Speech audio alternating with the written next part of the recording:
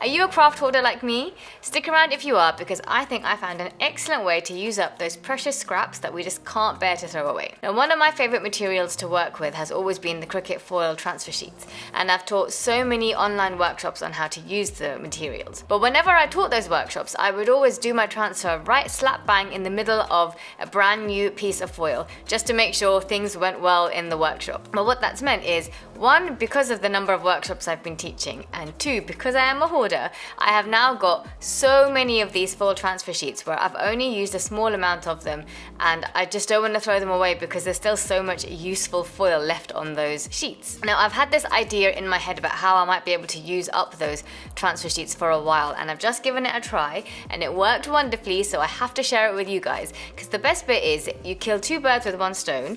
Not only did I use up my foil transfer sheet scraps, but also my cardstock scraps. The idea is really simple. I just went into Cricut Design Space, and within images I filtered for draw only, and then searched for patterns which I could use to transfer the foil onto my cardstock scraps. I tested this with some more dense images like this wavy line one here, and ones that were a little bit more sparse like this star shaped one.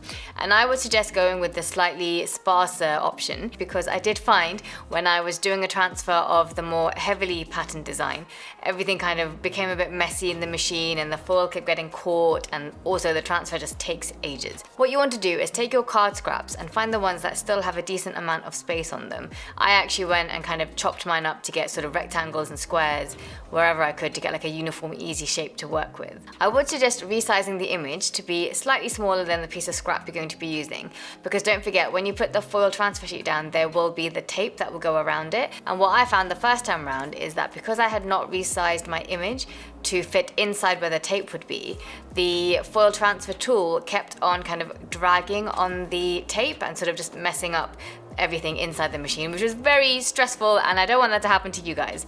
So just make sure you measure the size of your scrap card, and then maybe take a centimeter off from the width and the height, and then make your pattern that you're going to transfer to that size. So now what you've got is just loads of great pieces of foiled card that you can use to create other things. You can keep these in with your scrapbooking supplies ready to cut into something when you next feel like you need it. For your card making, you could cut these into cute different shapes like hearts and stars and borders. You could also cut a bunch of numbers. If you know certain birthdays are coming up in your family and friends, then you're ready for when those birthdays come and you need to make a card for them. Another idea would be to use up your foil scraps onto sticker paper rather than onto card. Again, once the transfer is done, you can cut that sticker paper into anything that you can use as an embellishment for your card making, your scrapbooking. I can't tell you how thrilled I am to have finally worked my way through some of the scraps that I have been hoarding for many years now. I hope you guys find it useful as well. If you do need more of an in-depth tutorial in general on how to use the Cricut foil transfer sheet, then check out this video that's on the screen now. Otherwise, I will catch you next time, and until then,